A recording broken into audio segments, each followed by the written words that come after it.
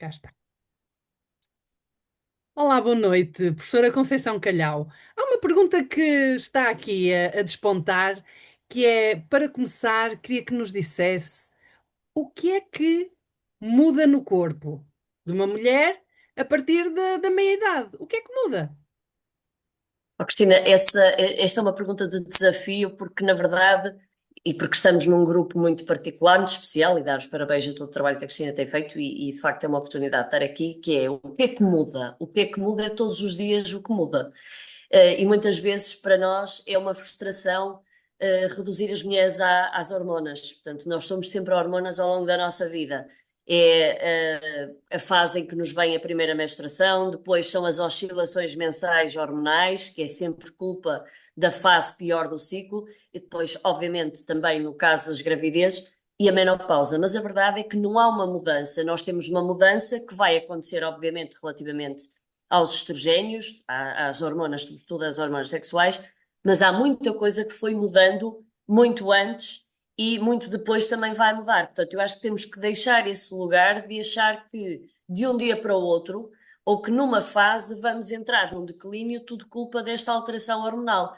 Claro que as alterações hormonais, e se pensarmos naquilo, por exemplo, ao que mais preocupa muitas vezes as mulheres, que é o ganho de peso, a adiposidade, porque perdemos a capacidade de fazer síntese de estrogénios maioritariamente nos ovários e vamos ter que fazer noutro local, como por exemplo o tecido adiposo, e o tecido adiposo vai ter esta capacidade de se fazer substituir aos ovários, ou de contribuir com síntese de estrogénios. Nós temos que pensar que fisiologicamente poderá ser fisiologicamente normal ganharmos alguma adiposidade, mas que se pode traduzir em Então, 2, 3 quilos. Não é mas um ganho então, de muito então, mais. então faz sentido dizer que está na altura de nos libertarmos desse preconceito de que a partir da Completamente. meia-idade, de que a partir há alguma coisa que muda, porque realmente é como está a dizer. Se nós formos a ver, mais ou menos desde os 9, 10 anos, nós temos alterações hormonais no corpo da mulher Mensalmente. é sempre.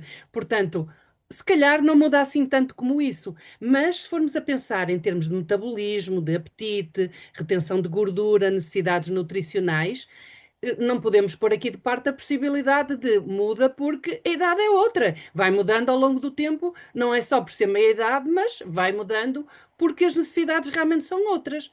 Poderá ser este o Sim. raciocínio? Cristina, e se tivermos aqui a imagem de um copo que se vai enchendo, muitas vezes é a última gota que faz vir fora, não é? Transbordar. E, portanto, é um bocado isso que é o como é que nós chegamos à altura da alteração hormonal. Se nós chegamos já num imenso esforço, numa imensa vulnerabilidade, fragilidade metabólica, Como nós chegamos à altura da alteração hormonal, na meia-idade, como aí chegamos. sim. Como chegamos aí, em termos de depleção de uma imensas coisas, até da quantidade de massa muscular. Portanto, É se o que é nós, reflexão, que as pessoas que estão a ouvir nos. falta de massa muscular, Ok. se não Muito temos bem. de rotinas de exercício físico, atividade física, e que agora, entre parênteses, não tem necessariamente que ser ginásio.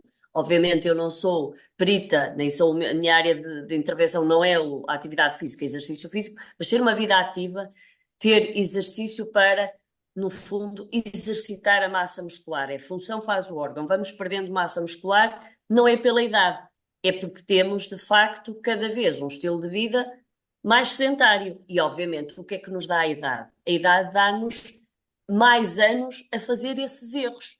E quanto mais anos fazemos Verdade. esses erros, É verdade. obviamente temos o copo a encher, e depois o copo encheu e veio fora. Tal e Portanto, a qual. idade traduz o acumular de anos a fazer erros. Por isso é que quando se fala em longevidade, nesta oportunidade de vivermos mais anos, em concreto relativamente à mulher e à alteração hormonal que acontece na meia-idade, nós de facto podemos pensar que a vida da mulher pode ser metade da vida numa fase de fertilidade e outra fase em que a nossa fertilidade é outra. Portanto, vamos ser férteis noutras áreas. E pode ser metade, metade, e de facto temos aqui muito tempo em que, se calhar, aquilo que mais positivo devemos pensar é que, do ponto de vista hormonal, não vamos ter oscilações. Temos uma estabilidade hormonal. Agora, é importante que as mulheres se cuidem da sua saúde ao longo da vida, exatamente para quando chegarem à fase em que há esta, mais esta alteração hormonal, de facto, o transtorno não seja tão grande, porque no fundo o corpo está no limite Ou e seja, basta aquela alteração para se sentir para ter muitas mais. alterações. Ou seja, se não tiver ainda hábitos que já se sabe que deveriam ter sido adotados desde sempre, adotá-los o mais rapidamente possível. E eu queria lhe perguntar, em relação aos hábitos, uma coisa que perguntam muitas vezes. Porquê é que e já estou a imaginar a resposta, mas eu quero ouvi-la assim a dizer isto. Porquê é que se ganha peso mesmo sem alterar hábitos? Será que isto tem algum mito por trás, algum mal-entendido? Ganhar peso mesmo sem alterar hábitos? Há muitas mulheres que dizem isso. Sim, sim, aliás, quando dizem que mesmo de olhar engorda, não, ou coma a mesma coisa e aumento de peso, isto é verdade, e isto é importante desmistificar aquela questão das calorias e de traduzirmos tudo em valor energético, porque obviamente isso tem a sua relevância, mas mais importante é que, conforme aquilo que vamos fazendo ao longo da vida, e o que é que vamos fazendo tem a ver com a alimentação, com o sono, com a gestão de stress e com a atividade física, nós vamos programando a nossa máquina, o nosso metabolismo, como é que nós funcionamos. E quando eu digo programando, significa priorizar. Ou seja, eu tenho como determinado tipo de uma ração, um determinado menu, uma determinada quantidade de alimentos, e tenho uma prioridade quando eles são digeridos e absorvidos. Portanto, a prioridade dentro do organismo poderá ser uma distribuição por 10 salas, e depois eu posso ter programado por repetidas informações que eu fui dando, repetidos erros que eu fui acumulando, e foi fechando salas e tenho uma ou duas salas abertas. Portanto, isto significa que como a mesma coisa, como até menos, mas a prioridade, e somos animais e a sobrevivência da espécie é de maior importância, significa que a prioridade para a sobrevivência da espécie é a reserva, é a acumulação. E acho que esta é uma mensagem extremamente importante de percebermos que, se tratarmos mal o carro, o motor, ele vai passar a funcionar de forma diferente. E, portanto, depois isto também tem muito a ver com as questões mais neuronais, não é só da saciedade, é da própria recompensa, da adição. Isto tem muitas vezes também a ver, e este é um tema que obviamente não sendo o meu, mas que é muito importante no contexto da vida social da mulher, que é, nós temos uma exigência muito grande hoje em dia para as mulheres, a exigência profissional, a exigência da família, a exigência de muita coisa e de sermos bonitas, magras, perfeitas, é muita exigência, é muita pressão, muitas vezes. Acaba por sermos super em tudo, não é? E muitas vezes isto obviamente traz pressão, stress, e depois temos personalidades que gerem o stress de forma diferente, mas obviamente isto também significa muitas vezes, em algumas circunstâncias, as mulheres terem ambientes tóxicos, seja profissional, seja familiar, e portanto a acumulação de todas estas situações mesmo a nível da saúde mental trazem alterações da programação ou das prioridades metabólicas. Portanto, as prioridades metabólicas podem mudar ao longo da nossa vida, também até por esta questão da gestão do stress, e por isso é que eu muitas vezes nas consultas em mulheres nesta fase que têm efetivamente até gestão de peso, um problema do controle de peso ou da perda de peso, muitas das vezes eu peço mesmo a ajuda de fazerem acompanhamento mais psicológico, porque verdadeiramente precisam de apoio. Nós precisamos ter Claro, ferramentas, claro. de ter competências para conseguir, no fundo, mais do que sobreviver a todas as pressões que temos Mas e mais. sem dúvida, mas há formas sustentáveis de comer melhor sem entrar em dietas restritivas, porque é uma coisa que também me perguntam muitas vezes. Há muito apelo pela internet fora e não só, infelizmente, a dietas restritivas, dietas completamente malucas e que não dão os resultados que as pessoas estão à espera. E há formas sustentáveis. Se tivesse que me dizer isto numa frase, o que é que aconselhava as pessoas a fazerem? Em vez de dietas restritivas e malucas, uma orientação podia ser dieta mediterrânica, por exemplo? Sim, dieta mediterrânica, embora isto é muito a dieta mediterrânica na prevenção, depois já temos excesso de peso, temos que fazer aqui algumas correções, mas a verdade é que numa frase é ler o livro Deixemos de Tretas, a ilusão da comida saudável, que no Perfeito, fundo bem. alerta principalmente para um grande problema. Muitas vezes na clínica chegam os casos extremos, ou seja, Uma pergunta típica: já fez dietas? Já fez muitas dietas? E a maioria das vezes já. Já Portanto, não. ou seja, procura um profissional depois de muitas tentativas. Estas tentativas são o quê? São comportamentos erráticos, como dizia a Cristina, e bem, restrições ou dietas muito restritivas. Em primeiro lugar, nunca deve ser um comprimido, um medicamento em que entendemos que vamos fazer aquilo durante um período e depois largamos. Não, nós devemos adotar estilos de vida de forma consistente. E, portanto, quando nós temos comportamentos erráticos de vou retirar os hidratos de carbono todos, vou retirar a gordura, enfim, e tudo aquilo mais que se possa imaginar, é imaginar que o corpo é um bocadinho como o sistema nacional, como o sistema de saúde hoje em dia está, é serviços mínimos. Ou seja, eu hoje como, amanhã não como, depois já não como 2 ou 3 dias, e então, mais uma vez, animais, sobrevivência da espécie, vou pôr serviços mínimos, que é vou funcionar pelo mínimo. Aquilo que a sobrevivência da espécie nos vai evitar é que a minha prioridade é acumular, porque hoje há comida, amanhã não há, e vou ter menos gastos no meu basal, que na prática significa que com essas dietas, basicamente eu programei a máquina para priorizar a acumulação de gordura e foi perdendo massa muscular, porque a maioria das vezes estas restrições nada orientadas e a maioria das vezes também não acompanhadas de exercício físico, eu perco em primeira instância massa muscular. Eu, se estiver em jejum, eu não vou ao tecido adiposo buscar gordura para transformar em açúcar no sangue. Isso nós gostaríamos muito, mas eu não consigo fazer isso. Bioquimicamente é impossível. Portanto, eu, se estou em privação alimentar, a primeira coisa que vou fazer, a não ser que de facto seja uma atleta em que faço corpos cetónicos, isso já é outra área, mas a verdade é que eu vou fazer açúcar de novo, vou repor açúcar no sangue. E eu, para repor açúcar no sangue, porque preciso desse combustível para o meu dia, eu vou buscar a massa muscular. Eu, portanto, vou degradar a massa muscular para repor o açúcar no sangue. Exatamente. E essa, aliás, o que a Cristina está a dizer das dietas restritivas faz muito lembrar também hoje o jejum intermitente que algumas pessoas fazem Já lá de vamos, nós já lá vamos ao restrição de manhã para intermitente. perdermos peso à custa da perda de massa muscular. É uma questão recorrente. Estamos a falar no peso e na composição corporal, e para encerrar este assunto, queria que me, de alguma forma, comentasse isto. Como evitar o ciclo de culpa e frustração com o corpo? Bem, em primeiro lugar, e ainda bem que faz essa pergunta, até porque há pouco falei um bocadinho da questão da saúde mental, não se trata de culpa, não se trata de. Mas há muitas eh, mulheres que falam nisto.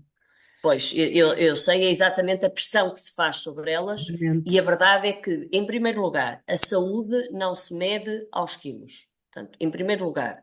E em segundo lugar, tudo aquilo que nós pudermos fazer para o autocuidado e o cuidado da nossa saúde, vamos ter melhorias metabólicas, independentemente daquilo que pode ser o imediato na balança. Portanto, devemos cuidar de nós sempre, devemos estar empenhadas em cuidar da nossa saúde sempre sem culpas, mas sobretudo com uma motivação de todos os dias fazer melhor, e não é, obviamente, perdido por 10, perdido por 1000. Portanto, aqui é efetivamente isso e deixar naturalmente essa questão da culpa.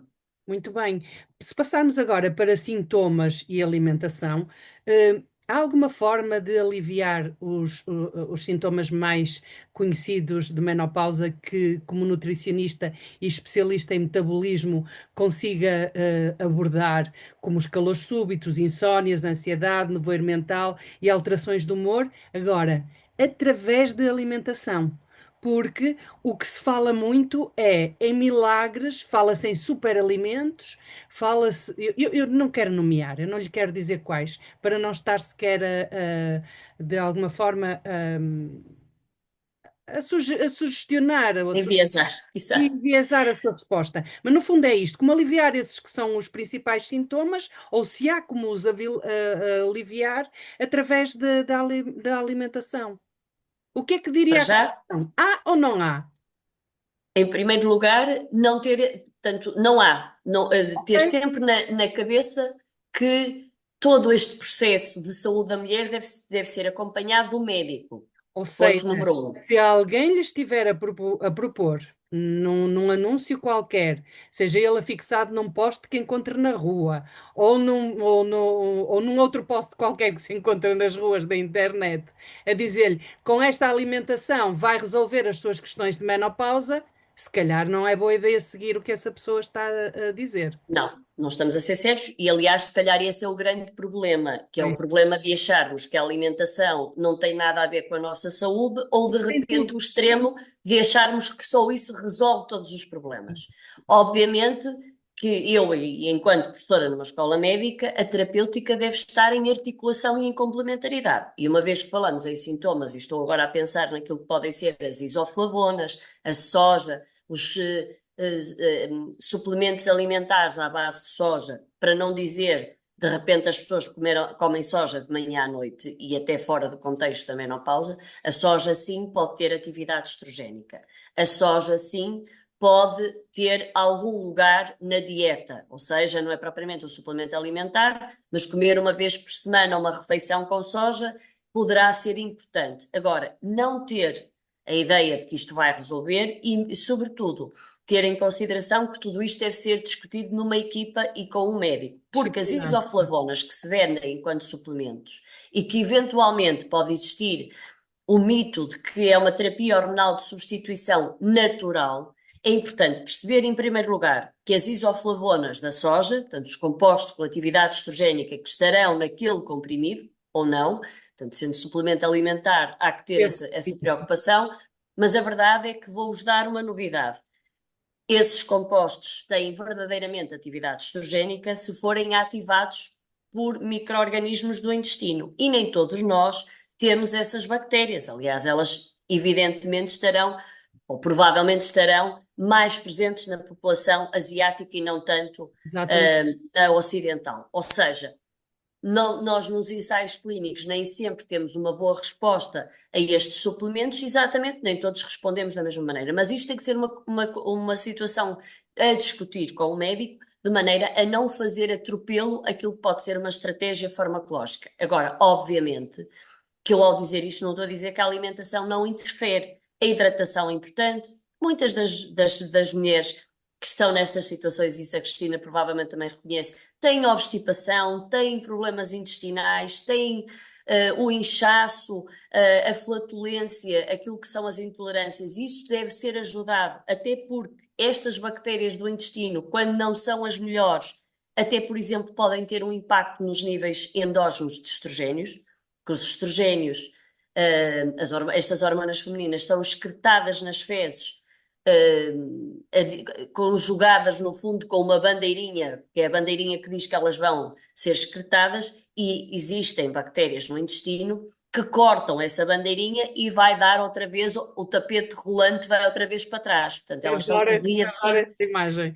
não é? São reabsorvidas. Certo? E, Certíssimo. obviamente, que vai depender muito da minha saúde intestinal, Claro, porque se eu claro. numa fase pré-menopausa, ou melhor, se na minha fase reprodutiva eu tenho mais dessas bactérias, o estar a reabsorver mais estrogénios pode não ser nada boa ideia e ter de facto aqui uma maior suscetibilidade para ovário poliquístico, endometriose, cancro estrogênio dependente. Se eu Exato. estou em pós-menopausa, pode ser interessante. Portanto, a saúde intestinal, também no contexto da menopausa, começa a ser cada vez mais um foco de atenção, porque a saúde intestinal é muito importante. E lá está, eu acho que a questão da obstipação e o peso, o ganho de peso, quase que é uma situação comum. Estas mulheres que chegam com É mais a peso, primeira queixa, é a primeira queixa, é essa, é o aumento de peso e são as questões intestinais. Às vezes ainda antes de começar a haver muito antes. alterações menstruais. E isto leva-me a outra pergunta. Portanto, já percebemos porque a professora Conceição Calhau diz que não, a alimentação só, por si só, não é uma panaceia para Não, resolver os sintomas de menopausa. mas é Não muito há importante. superalimentos, mas é muito importante, obviamente. Digamos que se comermos bem, temos facilitado a nossa vida, obviamente, mas não é tudo. Por outro lado, Facilitamos até a vida do médico, naquilo que é a sua exatamente, claro. prescrição. Por outro lado, uma pergunta também muito direta: há alimentos que agravam ou que possam agravar os sintomas? Claro que tudo isto é exacerbado, principalmente se eu tenho uma má alimentação, que significa que vou ter mais inflamação, que tenho até, e muitas vezes também estamos aqui a desencadear nesta fase, aos 50, as doenças autoimunes e que também são mais frequentes nas mulheres, e não é só uma questão hormonal, volto a dizer, aliás, a investigação, quando a pergunta de investigação é porque é que são as mulheres que têm mais doenças autoimunes, não é por ser hormonal, muitas vezes tem a ver com a necessidade da mulher para a sobrevivência da espécie ser mais capaz de reagir a agressões, portanto, o seu sistema imunitário está bastante mais em alerta para defender a espécie, defender as crias, e, portanto, o limiar entre o estar em alerta e o reagir contra si própria começa a ser muito ténue. E, Pois. portanto, esta questão da vulnerabilidade vai se acelerando. Portanto, o que nós fazemos é, até à fase da menopausa, fomos colecionando anos de um erro atrás de erro e atrás de erro. E o erro, obviamente, que é a questão da alimentação. Quando diz o que é que são os alimentos piores? Claro que são as dietas mais ricas em gordura saturada, açúcar, sal, no fundo são as dietas muito pobres em hortofrutícolas, em leguminosas, portanto é a não adesão à dieta mediterrânica, que aliás, sabemos que em Portugal mais de 80% da população não tem adesão à dieta mediterrânica, e é simples, não é preciso termos dietas mirabolantes ou milagrosas ou esotéricas, é básico. É isso. Eu tinha aqui duas perguntas para lhe fazer em relação ao intestino e microbiota, mas eu acho que de alguma forma já lhes respondeu. De qualquer maneira, eu vou-lhes dizer na mesma, e se houver mais alguma coisa que, pela forma de estar enunciada a pergunta, lhe sugira, faça o favor de acrescentar. Porquê é que tantas mulheres sentem alterações no trânsito intestinal na pós-menopausa, na peri e pós-menopausa? Há alguma Na coisa que verdade, queira acrescentar? pois, porque na verdade há aqui uma trajetória de vida que, quando se faz a história clínica, se percebe, e muitas vezes até está também associada à primeira infância. Portanto, veja-se como é que depois na menopausa nós podemos ir buscar aqui histórico da primeira infância, os primeiros 2 anos de vida, muitas vezes tiveram muitas amigdalites, otites, muitos antibióticos, partiram com alguma vulnerabilidade, porque nessa fase é a fase em que nós temos a consolidação de dois sistemas. O microbiota intestinal, portanto, aquele órgão vai se formar durante os primeiros 2 anos de vida, e o sistema imunitário. Portanto, nós temos o nosso sistema imunitário na fase de aprendizagem até aos 2, 3 anos. E, portanto, se chegamos à vida adulta com tudo isto muito robusto, as oscilações e aquilo que nós vamos sentir serão muito menores. Agora, obviamente que esta alteração hormonal, muitas vezes também muitos eventos nesta fase da vida que sabemos que psicologicamente são o Fala, trigger para avançando. acentuar esta situação, e muitas vezes perguntamos ou se divorciaram, ou mudaram de emprego, ou os filhos que saem de casa. Portanto, há situações que acabam por ser só o clique para se desencadear uma doença autoimune, e o intestino muitas vezes é o alerta primeiro, portanto começa a gritar, a dar sinal de que há ali coisas que não estão bem, e obviamente o trânsito intestinal a ter uma frequência diferente, uma consistência diferente, e obviamente esta questão de termos mais obstipação, que acontece muitas vezes nas mulheres, e o inchaço e as intolerâncias alimentares. Ou Sim. seja, o intestino tem um papel na regulação hormonal e do humor. Sim. Sim, isso, como eu há bocadinho dei o exemplo dos estrogénios, de facto, os nossos níveis endógenos de estrogénios estão muitíssimo dependentes do nosso jardim zoológico e da nossa saúde intestinal. Por outro lado, e Jardim é um zoológico aspecto. intestinal. Agora, quando olhar para a minha barriguinha, vou pensar nela de outra maneira. Tem ali um jardim zoológico intestinal, que é uma coisa muito. Temos animais de estimação, portanto, temos que lhes dar de comer, porque se não lhes dermos de Está, comer, eles não estão lá. E o dar de perfeito, comer é a dieta perfeito, mediterrânica.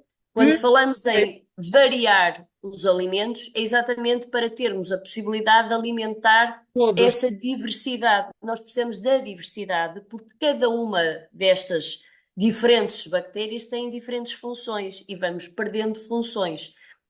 Em relação à saúde intestinal, e porque estamos a falar dela, eu acho que de facto as pessoas, as mulheres que nos estiverem a ouvir, provavelmente vão se rever nestas situações, e se calhar dar mais atenção até clínica à saúde intestinal, que muitas das vezes fazemos colonoscopias, endoscopias, estamos bem, fantástico.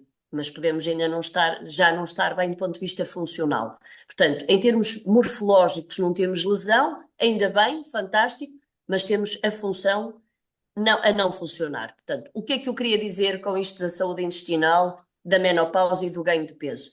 É que estas bactérias, e para aquela questão que há bocadinho a Cristina dizia muito bem, que as mulheres não comem e aumentam de peso, as bactérias intestinais que nos permitiram evoluir enquanto espécie humana, portanto, somos aqui este holobionte, que significa que somos humanos e também micro-organismos, têm uma função muito importante que é alertar o organismo que estamos sem comer. Ou seja, quando estamos em jejum, as bactérias do intestino, algumas, a função delas é alertar o organismo que estamos sem comida, que são as primeiras a sentir.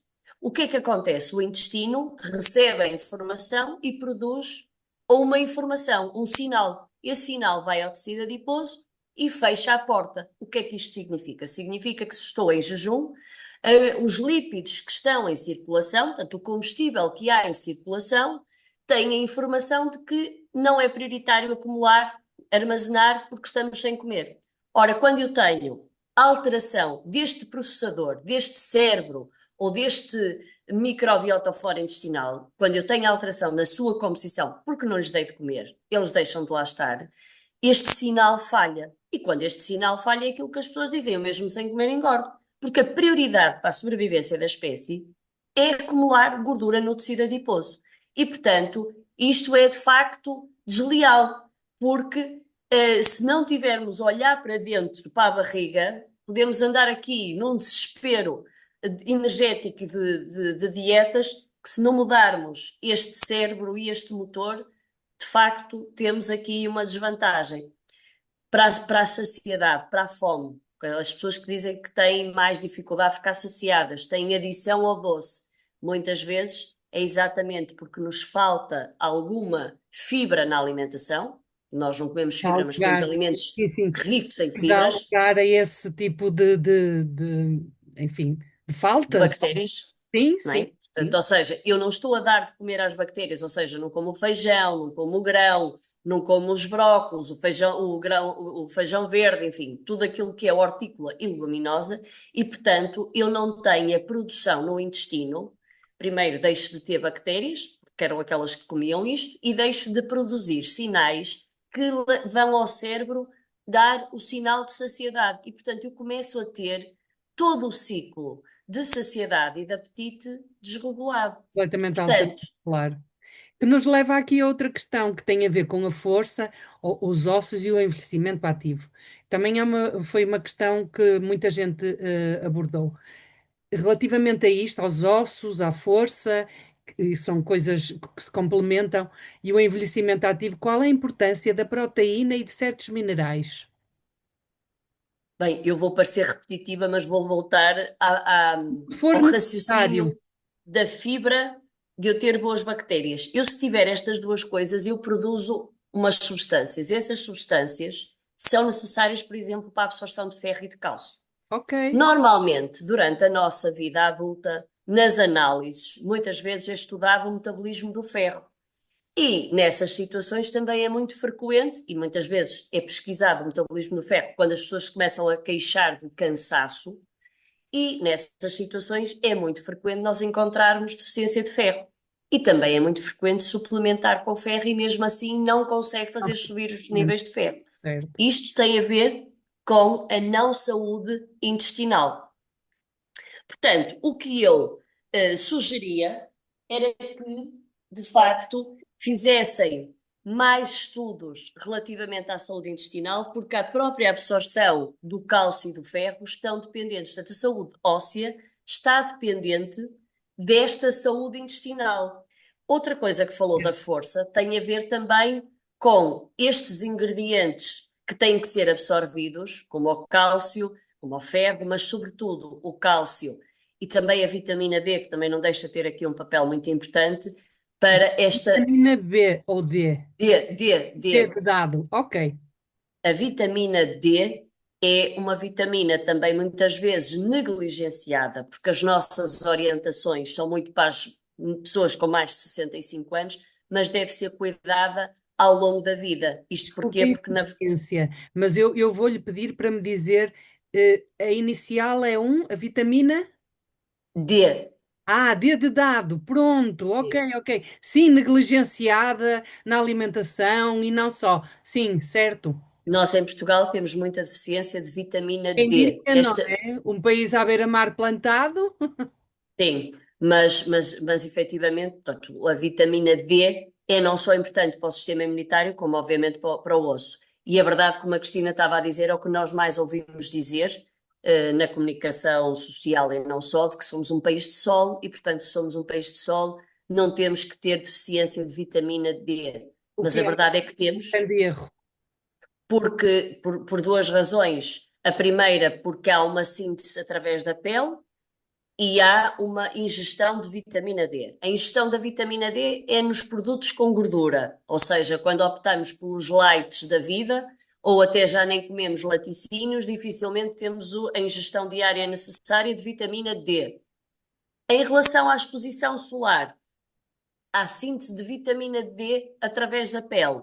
Quando dizemos que somos um país de sol, nós andamos sempre, não ao ar livre, andamos de carro, andamos em edifícios, temos muito pouca exposição solar e quando temos, é de forma aguda e quando temos, tem que ser com proteção solar, com protetor exatamente para o cancro da pele. Portanto, de facto, Está sempre nós não temos comprometida. níveis, Está sempre está muitas comprometida. vezes está muitas vezes comprometida e, portanto, é outra das coisas que, do ponto de vista clínico, deve-se pedir ajuda ao médico para monitorizar os níveis de vitamina D, até para esta questão da saúde musculoesquelética. Por exemplo, uma coisa que me aconteceu, eu gosto muito de queijinho fresco, de queijo fresco. Queijo fresco e habitualmente opto pelo queijo fresco meio gordo.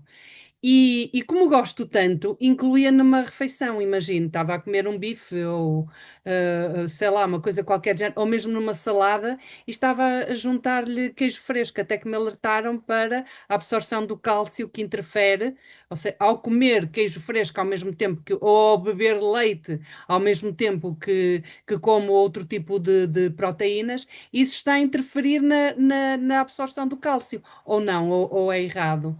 É correto, isso é correto. Portanto, nós temos aí que fazer, obviamente, que a não associação na mesma refeição para não ter o impedimento da absorção do cálcio, da biodisponibilidade do cálcio. E às vezes são coisas que nós fazemos até na melhor das intenções e acaba por ser asneira. E por falar em asneira, estamos aqui quase a chegar já passamos mais de metade do nosso tempo e queria falar consigo sobre mitos e a mitologia dos suplementos. Vá, a mitologia dos suplementos, se é que me é permitido dizer-lhe assim, e dar-lhe a conhecer o seguinte: eu estou a fazer pela primeira vez, porque nunca fiz, tenho 60 anos.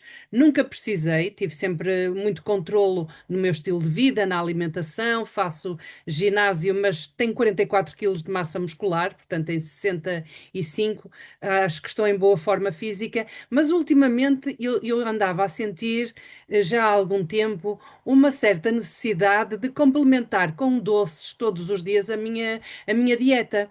E estava a achar aquilo demasiado estranho, e sem conseguir controlar, e devo-lhe dizer que resolvi, porque não estou com paciência para pensar, sei que estou bem em termos de saúde, mas resolvi experimentar uma coisa, é tanta a pressão, que é o Satília. Já ouviu falar no Satília?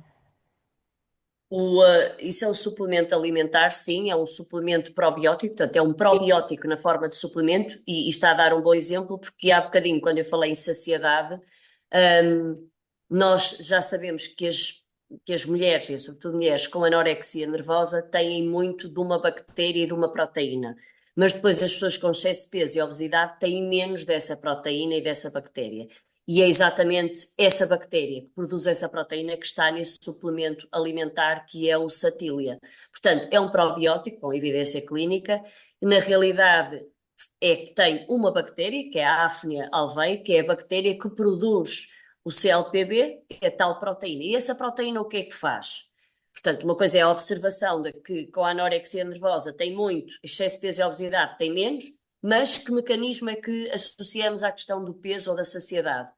É que esta proteína produzida por esta bactéria tem efeitos centrais, ou seja, em receptores associados à saciedade, e muitas vezes são eles que não estão a funcionar bem este sinal na adição ao doce, e por outro lado, esta proteína vai informar o tecido adiposo quando fazemos exercício físico e há libertação de gordura, portanto, esta gordura acumulada no tecido adiposo é libertada no exercício físico, esta proteína no tecido adiposo vai, no fundo, o exercício físico abre a porta e esta proteína fica a segurar na porta, portanto, permite-me uma maior eficácia na mobilização de gordura armazenada no tecido adiposo. Portanto, de facto, em relação à sua pergunta, se os suplementos são um mito, não. A maioria das vezes nós metemos tudo dentro do mesmo saco. O que devemos pensar é uma coisa. Em primeiro lugar, como diz Paracelsus, a dose faz o veneno. Isto não esquecer. O suplemento, como o próprio nome indica, vem colmatar uma falha, uma falta, portanto, uma deficiência. Ou seja, não é o mais, vou ter mais. Não, aqui o suplemento não significa uma adição, mas sim complementar ou dar, no fundo, resposta a uma deficiência. E quando falamos em suplementos alimentares, que obviamente devem estar justificados na prescrição e por isso é que se devem fazer análises completas, na saúde da mulher é muito importante termos análises completas, pode ser só uma vez por ano, mas devemos ter análises completas, não é andar só a ver de cima se a coisa está bem. E portanto, em muitas situações há uma justificação para a suplementação alimentar. E é importante nós percebemos uma coisa, nós trabalhamos mais a cabeça do que o corpo, portanto temos menos dispêndio energético, o que significa que precisamos de menos energia, o que significa que precisamos de alimentos densamente nutritivos e menos densos do ponto de vista energético. Ou seja, se eu me mexo menos, obviamente tenho menos necessidade energética. Se como mais, porque a minha adição a comer mais é porque eu preciso de comer mais para obter os micronutrientes. Basicamente, isto é um bocado esta imagem. Eu estou à procura de mais alimentos porque eu estou a comer o que nós chamamos calorias vazias. Eu estou a comer mais porque eu preciso é de mais ferro, mais cálcio, mais selênio, mais iodo. E não estou a obter. E, portanto, e as alterações do clima não são só para nós termos uma alteração da geografia, ou uma ameaça do clima agora com estas questões. É a produção de alimentos na natureza está a sofrer estas alterações do clima e, portanto, eu tenho alimentos com menos selênio, com menos iodo. Estão diferentes os É alimentos produção todos. em série, até produção em série Portanto, suplementação sem complexos. Agora, não é o mais é melhor, qualquer um suplemento é igual e tomar de tudo e de nada. E Portanto, quer como dizer, distinguir? E como distinguir? Há alguma dica que possa dar? Obviamente que não lhe vou pedir para falar em marcas, a não ser que tenha, há coisas, olha, como por exemplo, estão a lembrar do Ovestin para a secura vaginal, que já nem é bem uma marca, já toda a gente sabe o que aquilo é, pelo menos nesta comunidade, mas há alguma forma fácil ou mais ou sensata para nós distinguirmos entre os suplementos aquilo que interessa e o que não interessa, porque também se assiste a muita desinformação. E nós sabemos que aquilo que não está regulado deve ser evitado. Mas como é que as pessoas podem saber quais são os melhores suplementos que têm à sua disposição? suplemento alimentar significa substâncias com atividade biológica. Ou seja, o medicamento tem um fármaco com atividade farmacológica, aqui também tem atividade biológica. Isto para dizer que deve ser prescrito por um profissional de saúde. Ok, Portanto, bem. deve estar justificado e esse profissional de saúde saberá melhor qual é que é o suplemento adequado. Quando nós dizemos que é um mundo não regulado, quer dizer, obviamente que é exatamente isso. Agora, a questão é que também não é tudo igual. Portanto, o facto de não ser regulado não significa que não seja de qualidade. Agora, se calhar, e aqui estou um bocadinho à vontade, porque não sou das ciências farmacêuticas, nem tenho nenhuma farmácia, mas a verdade é que devemos confiar nos farmacêuticos e nas farmácias. E, portanto, se calhar é um pouco isso, e obviamente o seu profissional de saúde, seja na consulta de nutrição, seja na consulta de uma especialidade médica. Portanto, claro que os profissionais de saúde deverão conhecer as marcas que cientificamente mais investiram na qualidade, na evidência científica ou ensaios clínicos com aqueles suplementos alimentares, mas muitas vezes mete-se suplemento Sim, tudo na mesma gaveta quando estamos a falar de coisas completamente diferentes. claro. Uma coisa são suplementos, outra coisa são vitaminas, outra coisa, enfim, há muitas alterações. E estamos mesmo. Mas ó, Cristina, deixe-me só dizer que há bocadinho deu um bom exemplo do Satilia, do probiótico para a questão do peso, com evidência clínica. Está Não, aí um bom exemplo que é probiótico. Muitas vezes as pessoas acham que por ser um probiótico, tem a palavra probiótico na embalagem já é bom. Uh, o iogurte também é um probiótico, o kefir também é um probiótico, enfim, são alimentos fermentados, têm micro-organismos, são probióticos. Mas é preciso saber exatamente qual é a estirpe, ou seja, uma forma nos probióticos de saber, no mínimo, fazer uma primeira triagem é, está caracterizada a estirpe? Ok, era a mesma coisa que dizer, a Cristina anunciava que hoje ia estar aqui a Conceição, mas qual? Calhau. Se não sabemos qual é um bocadinho, a bactéria muitas vezes só tem a identificação à espécie e não vai à estirpe. Eu tenho que saber exatamente à estirpe e, obviamente, ter confiança naquilo que é os dossiês científicos e que isso muitas vezes nós temos acesso a essa informação. Sim, ou seja, passar sempre pelo crivo da avaliação médica. Isto é absolutamente Profissional de saúde, de um sim. profissional de saúde. Então, agora tenho algumas coisas para lhe perguntar assim, que até deixa de ter, tem alguma graça, mas são perguntas rápidas que as mulheres nos puseram. Comer hidratos à noite faz mal ou bem? Por acaso não foi Bom, assim que elas disseram. Elas perguntam: comer hidratos à noite faz mesmo mal? nós devemos comer os hidratos à noite. Agora, isso vem muito na questão do jejum intermitente, nós devemos comer sobretudo na primeira metade do dia, do ponto de vista de densidade nutricional, na primeira metade do dia, primeira refeição, almoço, e depois à noite uma coisa menos densa do ponto de vista energético, mais densa do ponto de vista nutricional. Esta questão dos hidratos é preciso saber quais hidratos. E então passo a explicar. Pode ser uma estratégia relevante. Nós, no jantar, que eu muitas vezes faço a imagem do prato em Y, ou seja, em três partes iguais, em que coloco hortícolas, carne, peixe ou ovos e as leguminosas. Não tem arroz, não tem batata, não tem massa, muito menos o pão, muito menos no sentido de não é propriamente o hidrato que eu escolheria para o jantar. Isto porquê? Porque, na verdade, à noite e depois do anoitecer, nós temos resistência à insulina. Ou seja, aqui a hormona insulina tem uma oscilação e deve estar baixa à noite, exatamente porque a minha prioridade à noite, do ponto de vista metabólico, é limpar a casa. Portanto, toda a gente saiu ou está a dormir e eu vou limpar a casa, não vou limpar a casa quando está toda a gente a sujar. E basicamente entrar uma refeição com um pico de insulina é isso que faz.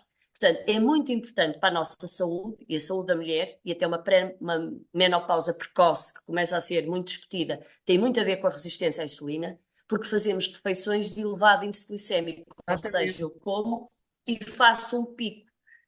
Por exemplo, mesmo não sendo jantar e sendo o almoço, arroz e o bife de frango grelhado, que até parece assim uma coisa muito inocente, mas se eu não tenho hortícolas, não tenho leguminosas, eu posso fazer um pico glicémico.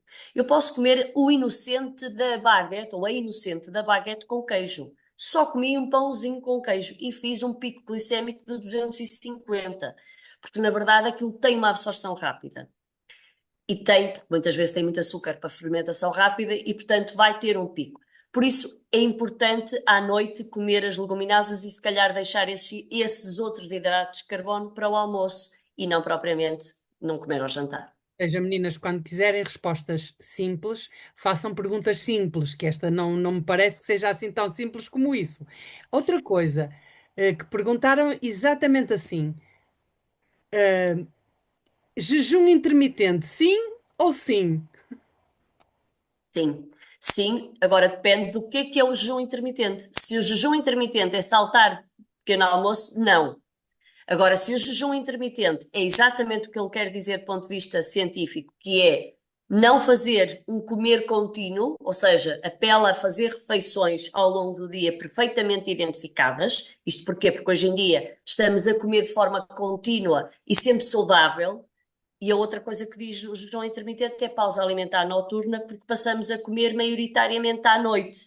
E, portanto, jejum intermitente, sim, este jejum intermitente que acabei de descrever. Essa pausa noturna é no máximo 12 horas, ou não? É, não é no máximo, é no mínimo. É Ou no seja, mínimo, ok. isto dependendo muito da circunstância do indivíduo, mas na verdade é fazer uma pausa alimentar de 12 horas, porque obviamente se pensarmos que muitas pessoas estão a fazer refeições até às 11 da noite e depois Certo, tomam às 7 da manhã, quer dizer, nestas pessoas fazer 10 horas ou 11 já é um benefício. pois, com Se certeza. conseguir fazer 12, melhor, não é? Mas muitas vezes temos uma pausa alimentar de 6 horas. Claro que o ideal é não chegar aqui, mas também perguntam assim: o que é que nós devemos comer quando temos desejos difíceis de controlar? Mas essa é uma boa pergunta, Cristina, porque tenho uma fome emocional. E a fome emocional eu não vou dizer, olha, não vai comer. Isso não existe. Isto porquê? Porque, para já, levava ao sofrimento. Passávamos a aumentar a má relação com a comida. E mais, eu se estiver só a pensar, já engorda. Ou seja, eu estou a ativar vias neuronais que não quero ativar. Ou seja, isto também para dizer que às vezes as pessoas dizem só de olhar engorda, é verdade, porque eu estou a ativar todas as zonas neuronais dando prioridade à acumulação de gordura. E, portanto, o que é que eu devo fazer? Devo substituir.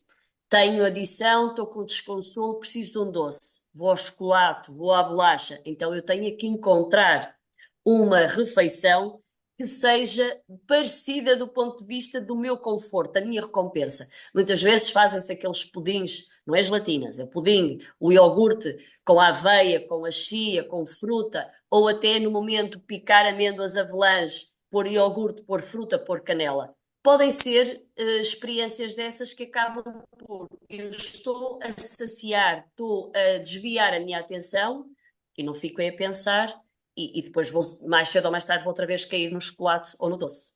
Muito bem. O nosso doce é a fruta. Perfeito, muito bem. Agora, aquilo que foi, que ficou prometido era fazermos um fecho com uma dica de presente.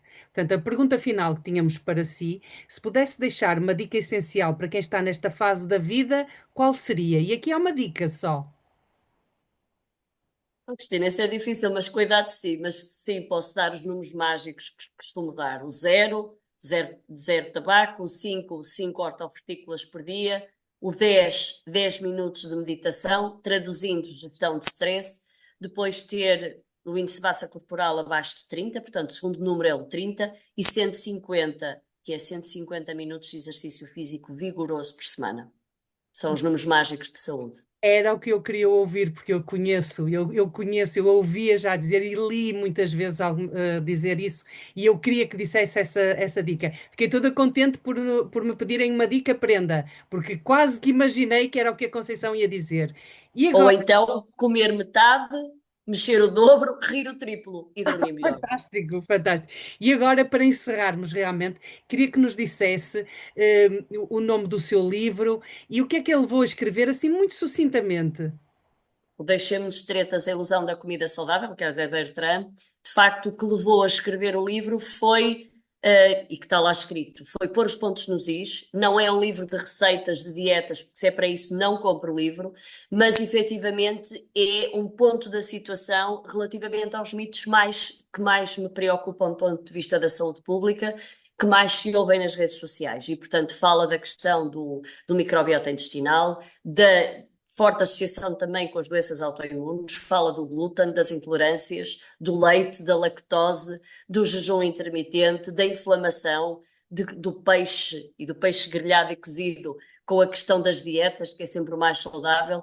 E, portanto, eu acho que, aliás, não é acho, o livro tem um ano, vou apresentá-lo agora de novo na Feira do Livro, dia 14/6, aqui em Lisboa, mas um ano depois e o retorno é muito gratificante porque tenho o retorno de muitas pessoas que eu não conheço e que me escrevem a dizer que o livro ajudou muito a perceberem mais e as pessoas para mudarem comportamentos têm que perceber porquê. Claro. Não é só dizer que é mais saudável, é porque é que eu devo fazer isto de forma consistente e sentirem-se mais confiantes, autoestima melhora e sobretudo cuidarmos todos os dias cada vez melhor de nós. Eu tenho o seu livro, mas o meu está incompleto.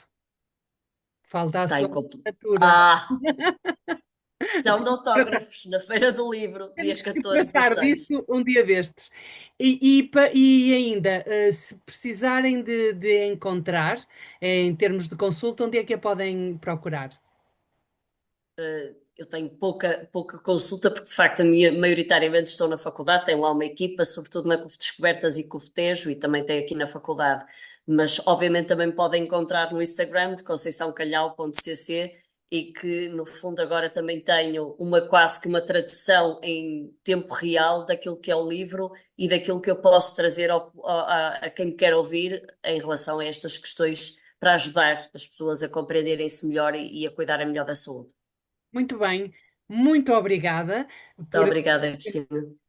que nos dispensou. Foi um prazer ouvi-la uma vez mais. Para mim é uma vez mais, tenho esse privilégio, e vamos mantendo o contacto, porque esta comunidade precisa de pessoas que se deixam de tretas, literalmente, e que falam de igual para igual, e todos temos a ganhar com isso. Muito obrigada, Conceição, e Obrigada, Cristina.